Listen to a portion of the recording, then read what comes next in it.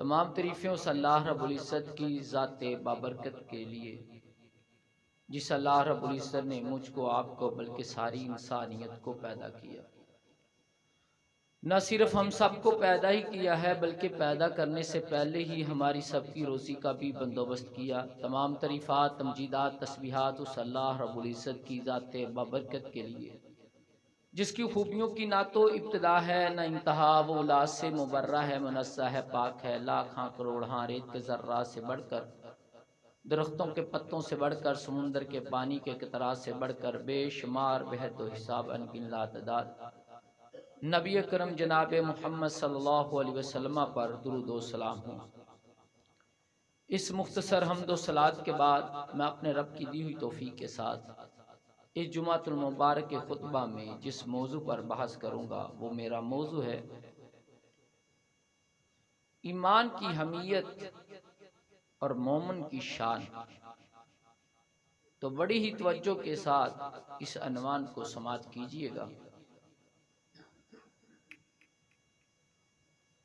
सबसे पहले ये बताएं कि कायनात की तमाम चीज़ों में सबसे बढ़कर के सबसे ज़्यादा अहम, कीमती और वैल्यूएबल चीज़ कौन सी है कि उससे बढ़कर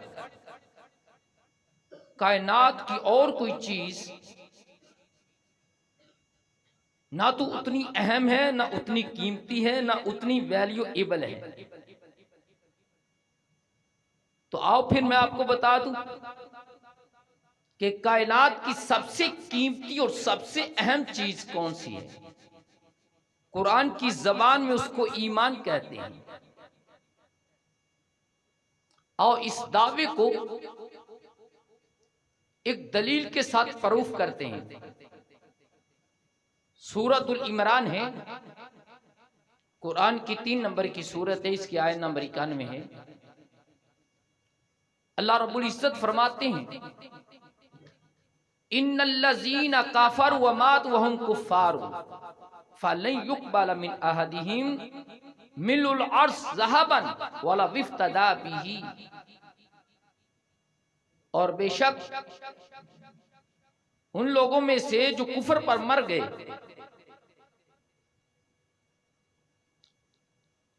इनमें से किसी एक से भी जमीन भर करके सोना कबूल नहीं किया जाएगा,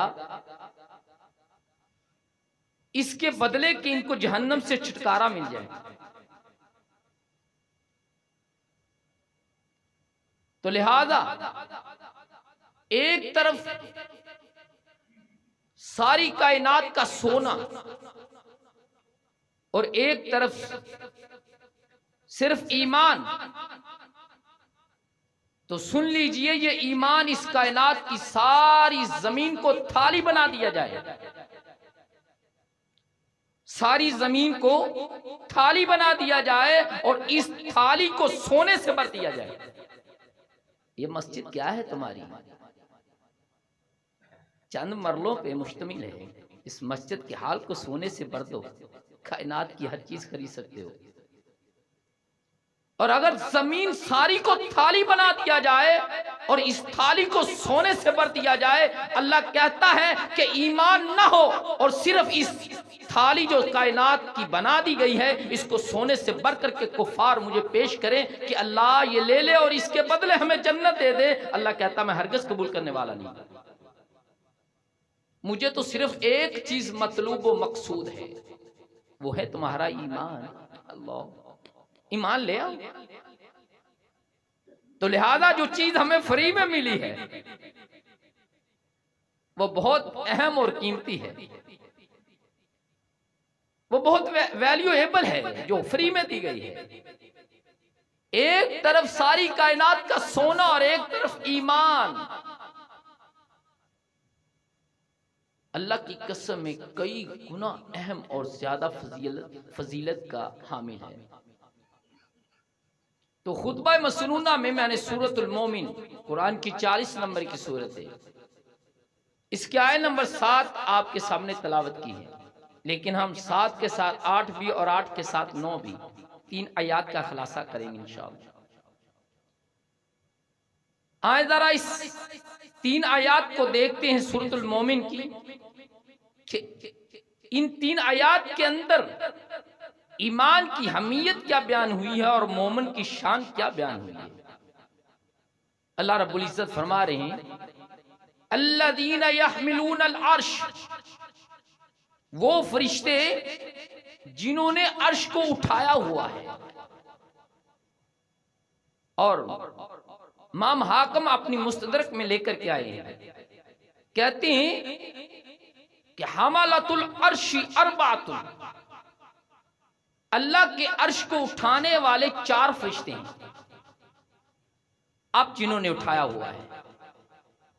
और इमाम इब्ने कय्यम रहमहुल्लाह ने भी यही कहा है कि अल्लाह के अर्श को उठाने वाले 4 फरिश्ते हैं। लेकिन जब कल क़यामत का दिन होगा, उस दिन अल्लाह के अर्श को उठाने वाले 8 फरिश्ते होंगे। ये कुरान की नस से साबित है। सूरतुल हाक़ा है, कुरान की 69 नंबर की सूरत है और इसकी आय नंबर गालबन 17 है। अल्लाह रब्बुल इज्जत फरमाते हैं, यहमिलू अर्शा रब्बिका फौक़हिम यौमा इन समानिया। अल्लाह कहते हैं कि कल क़यामत वाले दिन अल्लाह के अर्श को उठाए हुए 8 फरिश्ते होंगे। तो लिहाजा अब जिन्होंने उठाया है वो 4 हैं। अल्लाह कहता है अर्श को उठाने वाले फरिश्ते और वह मन हौलहू, और जो इसके इर्द गिर्द हैं। सुभान अल्लाह व बिहम्दिही। तुम क्या जानो कुरान की गहराई क्या है। अच्छा मालूम होता है कि इन फरिश्तों की फजीलत बहुत है, ये बहुत अजीम फरिश्ते हैं। कैसे? क्योंकि अल्लाह ने अपने कुरान के अंदर अर्श को अर्श अजीम कहा है, और जिसका अर्श है वो रब्बुल अजीम है। सुभान अल्लाह। अर्श इस वजह से अजीम है कि वो रब्बुल अजीम का अर्श है, और फरिश्ते इस वजह से सब फरिश्तों से अजीम है कि उन्होंने अर्श को उठाया हुआ है। दूसरी वजह कि ये मुकर्रब बंद अल्लाह के फरिश्ते हैं। दूसरी वजह ये है कि अल्लाह के बहुत करीब हैं। अर्श है, अर्श पर अल्लाह है, अल्लाह मुस्तवी है अर्श पर, कफियत मजहूल है, बैठा है, खड़ा है। ये जो लोग जुमला बोलते हैं अल्लाह बैठा देख रहा है, ये गलत जुमला है। कफियत मजहूल है। बस इतना अकीदा रखो कि अर्रहमान अलल अर्श इस्तवा, अल्लाह अर्श पर मुस्तवी है। बस कफियत क्या है वो हम पर ज़ाहिर नहीं है, मजहूल है। अल्लाह अर्श पर है, अर्श फरिश्तों ने उठाया हुआ है, तो गोया सबसे करीब कौन से फरिश्ते हैं? ये अल्लाह के। और इनके बाद वो जो इस अर्श के इर्द गिर्द है। अच्छा, अब जो बात कहने जा रहा हूं उसको गौर से सुनो। ये अजीम फरिश्ते, ये अल्लाह के सबसे करीब तरीन फरिश्ते जिन्होंने रब के अर्श को उठाया हुआ है, इनका कलाम क्या है? युसब्बिहून बिहम्दि रब्बिहिम, ये अल्लाह की तस्बीह और रहमत बयान करते हैं। अल्लाहु अकबर। ये ऐसे कलमात बयान करते हैं जो अल्लाह को सबसे महबूब और सबसे अजीज हैं। आओ जरा हम दलील ले लेते हैं। बुखारी शरीफ में किताबुद दावात है, हदीस नंबर 6405 है। हदीस के रावी हजरत अबू हुरैरा रज़ियल्लाहु तआला अन्हु। हदीस यूं है, अन अबी हुरैरा रज़ियल्लाहु तआला अन्हु अन्ना रसूलुल्लाह सल्लल्लाहु अलैहि वसल्लम काला मन काला सुब्हानल्लाहि व बिहम्दिही फी यौमि मियत मर्रतिन हुत्तत खतायाहु व इन कानत मिस्ल ज़बातिल बहर। हज़रत अबू हुरैरा रज़ियल्लाहु तआला अन्हु फरमाते हैं कि रसूलुल्लाह सल्लल्लाहु अलैहि वसल्लम ने फरमाया, जिस शख्स ने सुभान अल्लाह व बिहम्दिही पढ़ा एक दिन में 100 मरतबा, तो चाहे समुद्र की जाग के बराबर इसके गुनाह होंगे, अल्लाह माफ कर देगा। अल्लाह। क्यों? क्योंकि ये उनका कलाम है जो अल्लाह के सबसे करीब तरीन फरिश्ते हैं। अल्लाह अकबर, अल्लाह के मुकर्रब फरिश्ते हैं जिन्होंने रब के अर्श को उठाया हुआ है, और जो रब के अर्श के इर्द गिर्द है ये उनका कलाम है। और इस कलाम में इतनी पावर है, क्यों ना पावर हो, क्योंकि पावर वाले फरिश्ते इसको पढ़ते हैं। मैंने कहा यह कलाम अल्लाह को बहुत अजीज और पसंद है। आओ जरा मुस्लिम शरीफ की एक हदीस देख लेते हैं। इस हदीस के रावी हजरत अबू ज़र गिफारी रज़ी अल्लाह तआला अन्हु है। हदीस यूं है, अन अबी ज़र रज़ी अल्लाह तआला अन्हु अनिन नबी सल्लल्लाहु अलैहि वसल्लम क़ाल अला उख़बिरुका बिअहब्बिल कलाम इलल्लाह अन्न हब्बल कलाम इलल्लाह सुब्हानल्लाहि व बिहम्दिही। रसूलुल्लाह सल्लल्लाहु अलैहि वसल्लम अपने सहाबाए किराम को फरमाते हैं, क्या मैं आपको खबर ना दूं कि अल्लाह रब्बुल इज्जत को सबसे ज्यादा पसंदीदा कलाम कौन सा है? तो सहाबा ने फरमाया अल्लाह के रसूल क्यों नहीं? तो फरमाया सुन लो, अल्लाह के यहाँ सबसे ज्यादा पसंदीदा कलाम यह है कि जब बंदा सुभान अल्लाह व बिहम्दी कहता है। आओ जरा एक और हदीस समात कीजिए। बुखारी शरीफ है, किताबुत तौहीद है और हदीस नंबर 7563 है। हदीस के रावी हज़रत अबू हुरैरा रज़ियल्लाहु तआला अन्हु। हदीस यूं है, अन अबी हुरैरा रज़ियल्लाहु तआला अन्हु क़ाल क़ाल नबी सल्लल्लाहु अलैहि वसल्लम कलिमतान हबीबतान इलर रहमानी खफीफतान अलल लिसानी सकीलतान फिल मीज़ानी सुब्हानल्लाहि व बिहम्दी सुब्हानल्लाहिल अज़ीम। बुखारी शरीफ की आखिरी हदीस है। अल्लाहु अकबर। बुखारी का इख्तिताम कहाँ हो रहा है? सुब्हानल्लाहि व बिहम्दी, तस्बीह पर और तहमीद पर। अल्लाह, गोया ये कलमात अल्लाह को बहुत महबूब है, जबान पर हल्के हैं। तोतला जो कुछ नहीं कह सकता वो भी आसानी से पढ़ सकता है। जिसकी जबान लड़खड़ाती है वो भी आसानी से सुब्हानल्लाहि व बिहम्दी कह सकता है। और फरमाया मिजान में इतने बारी है कि एक तरफ सुब्हानल्लाहि व बिहम्दी रख दिया जाए, एक तरफ सारी दुनिया का वजन रख दिया जाए, तो ये बारी है। अल्लाह अकबर। तो लिहाजा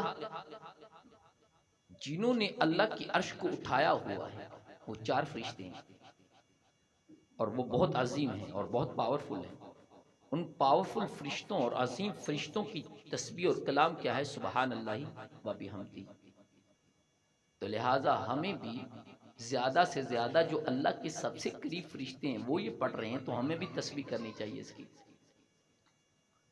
अल्लाह अकबर। अच्छा, पहला काम इनका क्या है? युसब्बिहूना बिहम्दी रब्बिहिम। दूसरा काम क्या है? वयुमिनूना बिही, और वो ईमान लेकर के आते हैं या वो ईमान रखते हैं अल्लाह पर।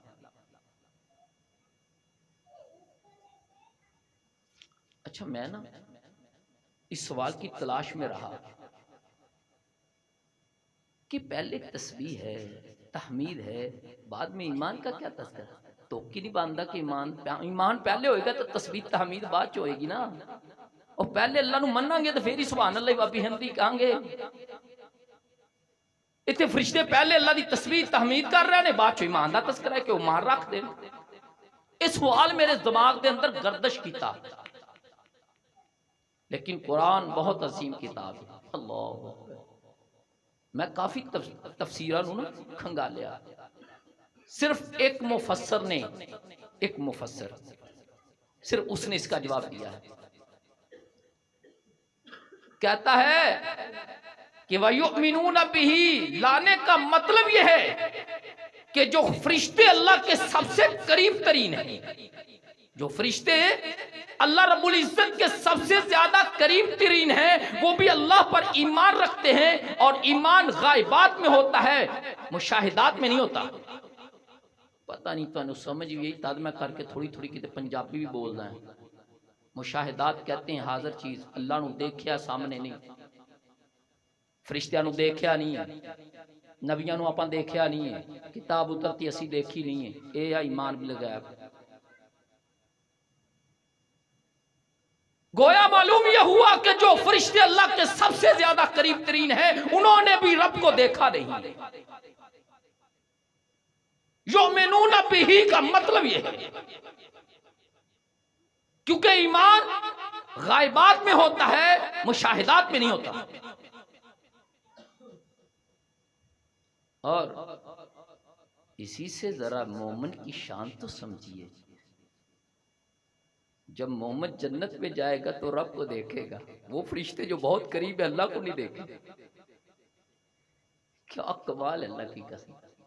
मोमिन ने क्या समझा है, ये सारी गैर अहम चीजों के पीछे पड़ा है। मालो दौलत, ज़र, औलाद, पैसा, जायदाद, प्रॉपर्टी सब गैर अहम है। किसी एक की भी चीज की अहमियत नहीं है। रब्बे काबा की कसम है। रसूल सल्लल्लाहु अलैहि वसल्लम ने फरमाया, अब दुनिया मलून, दुनिया थू है, थूक, थूक की क्या बुक्कत औकात है। और मोमिन की शान तो यह है, वो फरिश्ते जो अल्लाह के अर्श को उठाए हुए हैं और जो अल्लाह की अर्श के इर्द गिर्द हैं, उन्होंने अल्लाह को देखा नहीं, लेकिन मोमिन जब जन्नत में जाएगा रब को देखेगा। इससे बढ़ के मोमिन की शान और क्या होगी। अच्छा आगे क्या है, एक एक लफ्ज को बगौर देखेंगे। हाँ, यहाँ ठहर करके एक और बात कहना चाहता हूँ, मुझे वो बात याद आ गई, ये अल्लाह की तौफीक से होता है। अच्छा, वो फरिश्ते क्या करते हैं, युसब्बिहूना बिहम्दि रब्बिहिम, तस्बीह भी करते हैं और तहमीद भी करते हैं। ठीक है, अगर मैं आपसे पूछ लूँ कि तस्बीह किसको कहते हैं और तहमीद किसको कहते हैं। तस्बीह कहते हैं सुबहान अल्लाह, ठीक है जी, तहमीद कहते हैं अल्हम्दुलिल्लाह। लेकिन अगर मैं कहूँ कोई सुबहान अल्लाह का मतलब क्या है, तो बस रट्टा लाया सुबहान अल्लाह सुबहान अल्लाह सुबहान अल्लाह सुबहान अल्लाह सुबहान अल्लाह। चल, अगर मैं पूछ लूँ कुरान साल में कितनी दफ़ा, जी असि 12 दफ़ा तकरीबन ख़त्म कर दिता जी, कुरान ख़त्म हो लिया है। वो कुरान दी ते आते ठहर जाओ तो कई कई दिन लंघ जान तुहानू। दुनिया तो कुरान जिनकी बेहुरमती हो के, मैं कहना सब तो ज्यादा बेहुरमती करते मुसलमान। दुनिया ते एक अखबार भी नहीं टके दी, कोई एक चीज नहीं जेड़ी यार बगैर समझन तो असीं पढ़दे होइए, सिर्फ सिवाय कुरान दे।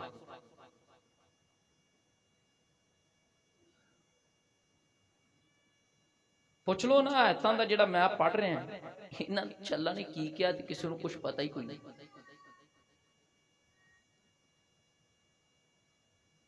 सुभान अल्लाह दा पता की माना, तंज़ीहु रब्बी अन कुल्ली माली युलीकु बिही।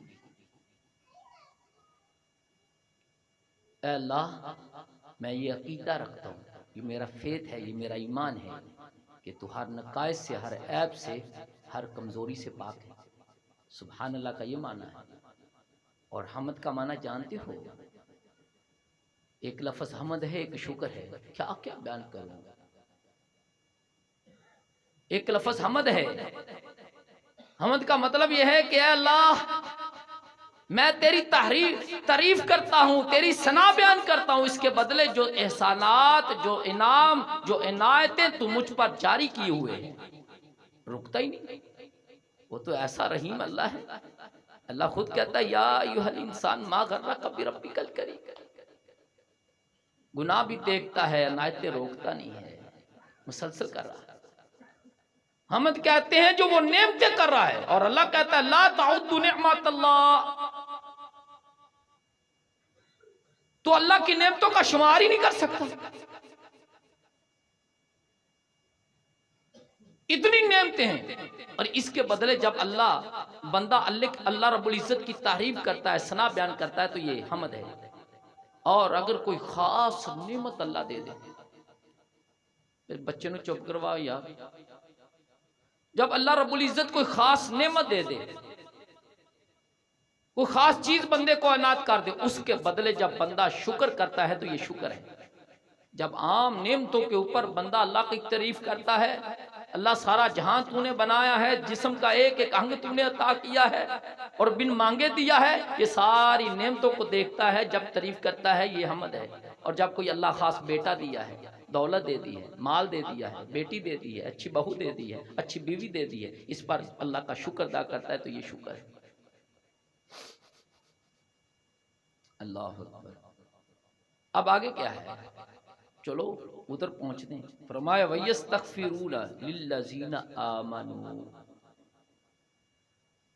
और वो बख्शिश तलब करते हैं उनके लिए जो ईमान लेकर के आए। यानी अल्लाह से फरिश्ते क्या कहते हैं, ए अल्लाह मोमिनों को बख्श दे।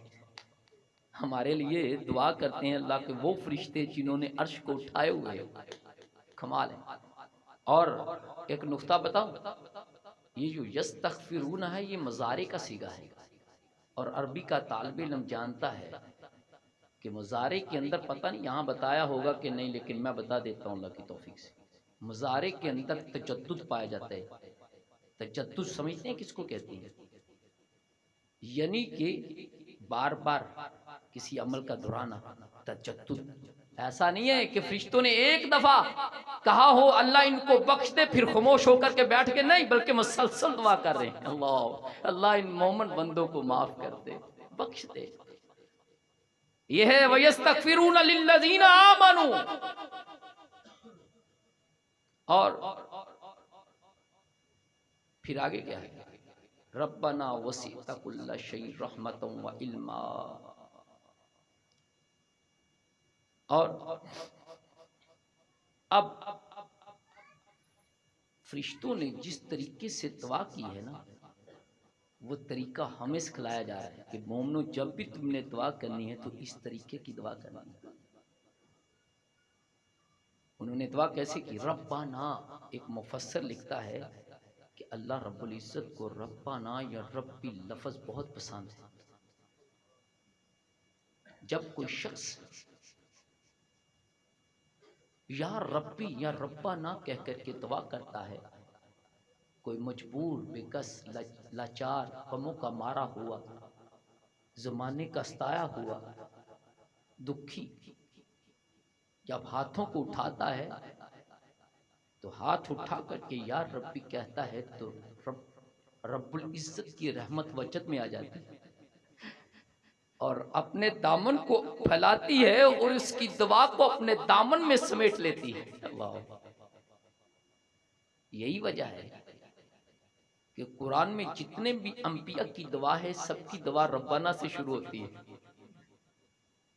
हमने कभी गौर ही नहीं किया यार।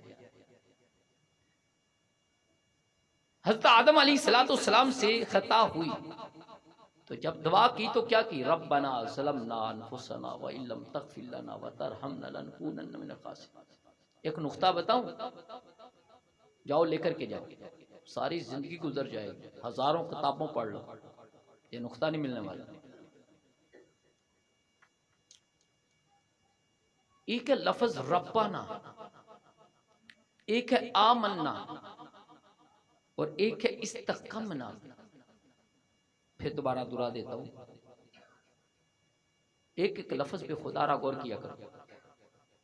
एक है रब्बाना, एक है आमन्ना, एक है इस्तक़मना।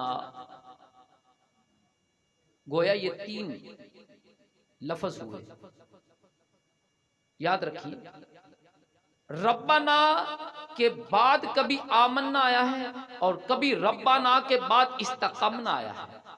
चलो दलील के तौर पर एक एक आयत आपके सामने रखते हैं।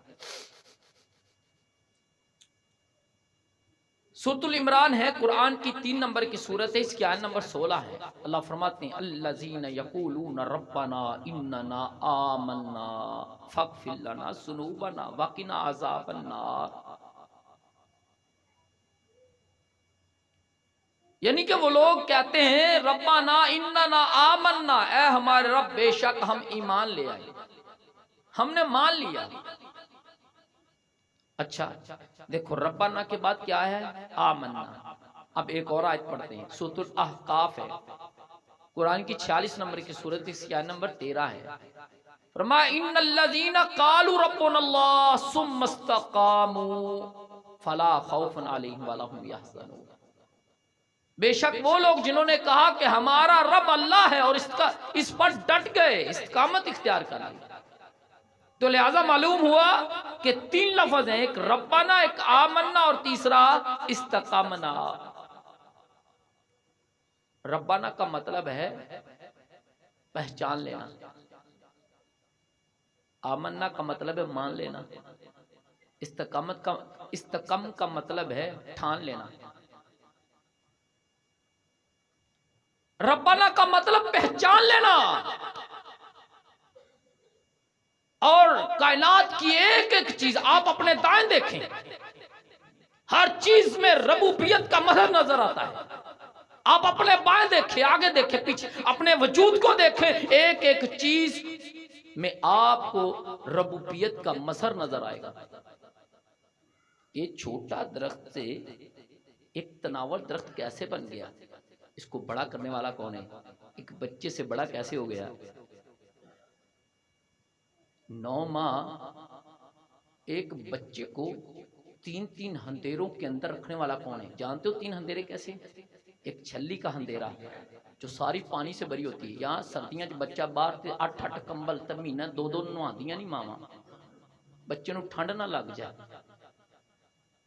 माँ के पेट में अल्लाह रब्बुल इज्जत रखते ही पानी की थैली के अंदर बच्चे को, इधर अंधेरे में जाओ किसी बंदे को कहे 3 लफ्ज मुझको लिख दे और तरतीब से लिख दे, और अल्लाह 3 अंधेरों के अंदर, एक रहम का अंधेरा, एक पेट का अंधेरा और एक छल्ली का अंधेरा, अल्लाह रब्बुल इज्जत 3 अंधेरों के अंदर बंदे की शक्ल को बनाता है।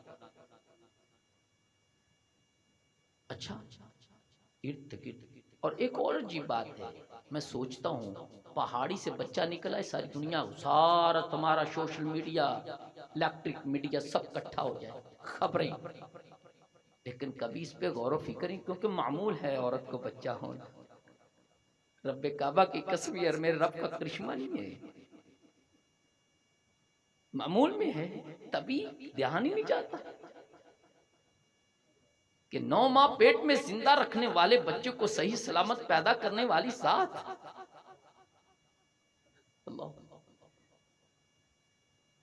और अल्लाह अकबर, इर्द गिर्द निगाह धड़ा करके आपने रब को पहचान लिया। ये पहला स्टेप है आमन्ना तक पहुंचने का। अगर आपको पहचानना ही नहीं तो मान कैसे सकोगे, अल्लाह की मार्फत पा ही नहीं सकोगे।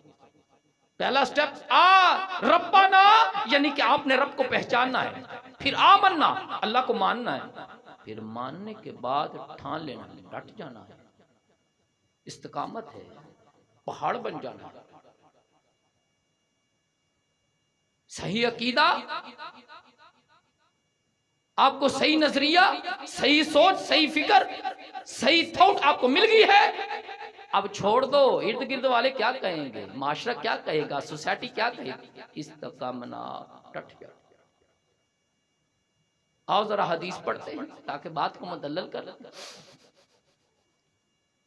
मुस्लिम शरीफ किताबुल ईमान है, हदीस नंबर 159 है। हदीस के रावी हज़रत सुफियान रज़ियल्लाहु ताला अन्हु। हदीस यूं है, अन सुफियान अपने अब्दुल्लाह सक़फ़ी रज़ियल्लाहु ताला क़ाल क़ुल्तु या रसूलल्लाह कुल ली फ़िल इस्लाम क़ौलन ला असअलु अन्हु अहदन बअदक क़ाल कुल अमन्तु बिल्लाह फ़स्तक़िम।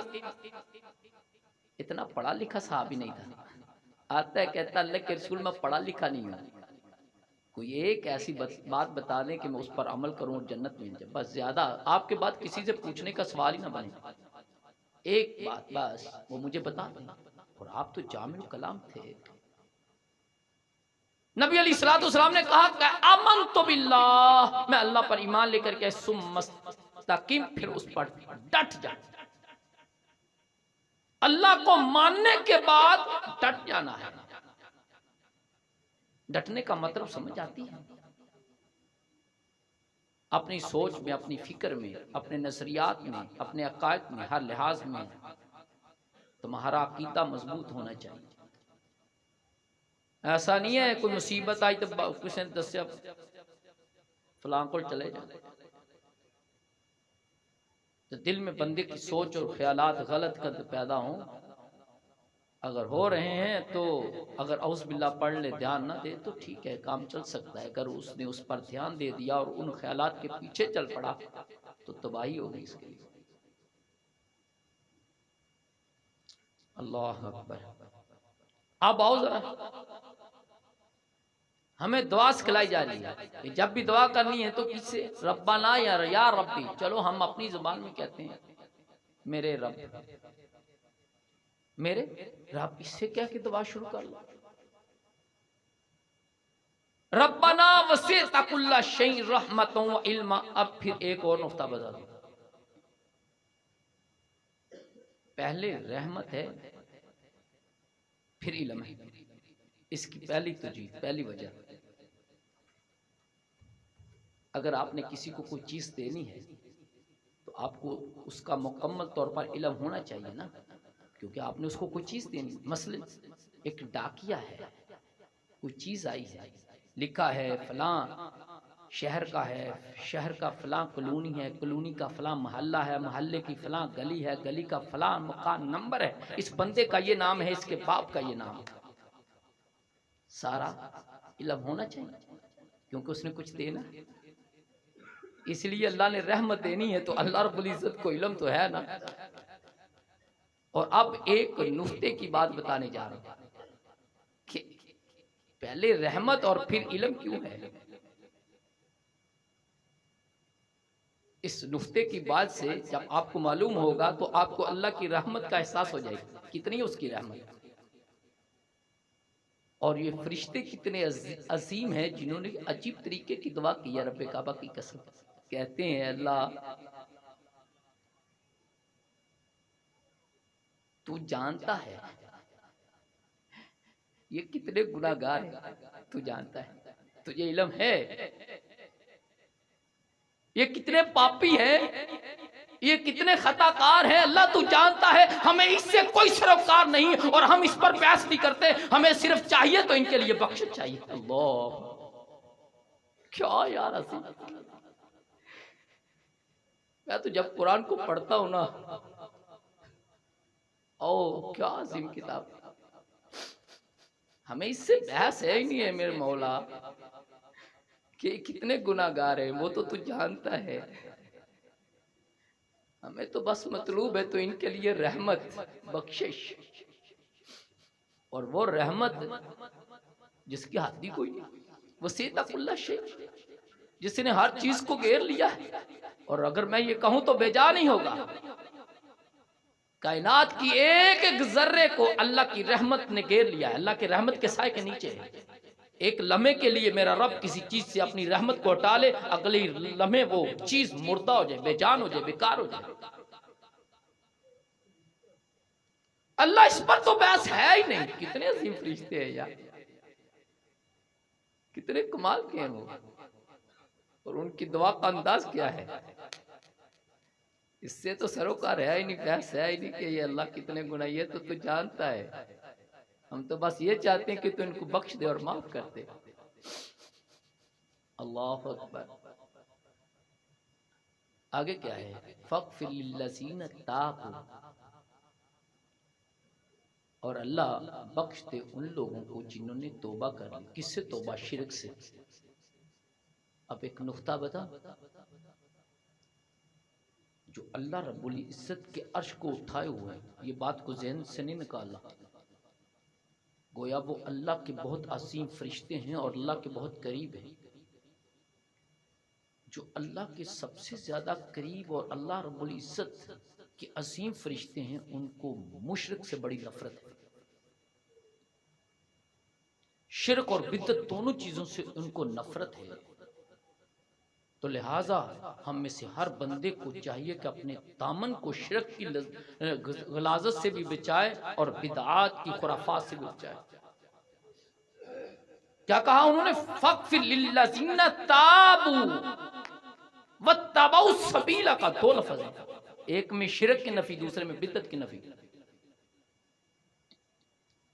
अल्लाह बख्श दे उनको जिन्होंने तौबा कर ली शिरक से,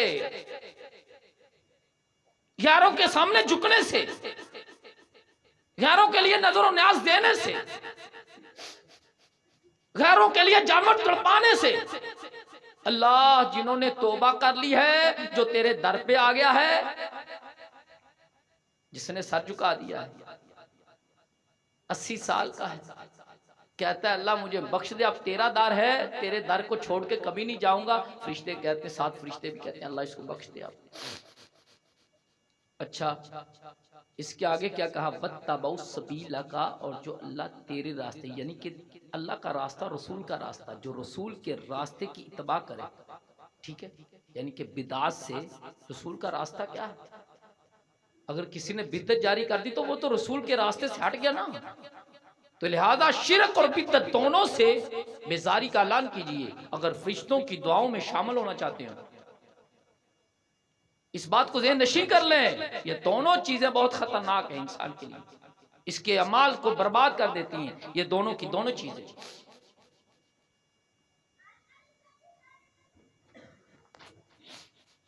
और आगे कहते हैं, अच्छा क्या कहा? अब मेरी तरफ देखें, अल्लाह इनको बख्श दे, माफ कर दे। अच्छा, इनको किस चीज से बख्श दो? फरमाया वाक़िहिम अज़ाबल जहीम, अल्लाह इनको जहन्नम की आग से माफ कर दे, बख्श दे, इनको दूर कर दे। अब कफियत दुआ बयान हो रही है फरिश्तों की ना, दुआ की कफियत क्या है? ठीक है, ऐ मेरे फरिश्तों, तुमने कहा कि इनको मैं जहन्नम में ना डालूं, जहन्नम से दूर कर दूं, जहन्नम की आग से बचा लूं, तो फिर इनको कहां डालूं? कहा रब्बना, ये अगली आयत है, रब्बना व अदखिलहुम जन्नाति अदनिन लती वअदतहुम वमन साला मिन आबाहिम व अज़वाजिहिम व ज़ुर्रिय्यातिहिम इन्नका अंतल अज़ीज़ुल हकीम। अल्लाह इनको जन्नत अदन, जो हमेशा की जन्नत है, उसमें दाखिल कर दे। अब देखें, एक टीचर के हाथ में स्टिक है, छड़ी है, एक लड़का उसके सामने खड़ा है। अब छड़ी और लड़के का टीचर के सामने खड़े होना, ये दोनों इशारा कर रहे हैं कि ये लड़का पिटने वाला है, ठीक है। लेकिन इसी स्ना में एक और आ जाता है, उस्ताद टीचर कहता है इस बच्चे को माफ कर दो, इस बच्चे को माफ कर दो।